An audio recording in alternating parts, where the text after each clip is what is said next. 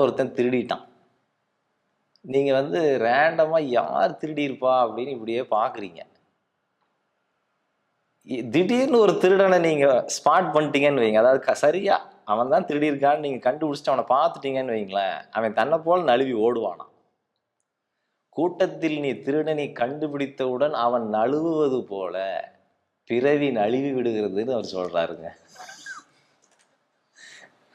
சிரிப்பு தான் வந்துச்சு. எப்படியா உனக்கு இப்படியெல்லாம் எக்ஸாம்பிள் கிடைக்குது? அது வரைக்கும் அவன் நின்றுட்டு இருப்பானா, நம்மளை யாரும் பார்க்கல அப்படின்னு சொல்லிட்டு அப்படி நின்றுட்டு இருப்பானா.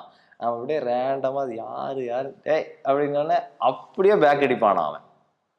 அப்படி பேக் அடிக்கிறது மாதிரி பிறவிகள் வந்து ஒளிஞ்சிருக்கு. எப்போ வைராக்கியம் வாய்க்கணும், இறை பதத்துல லயிக்கணும்.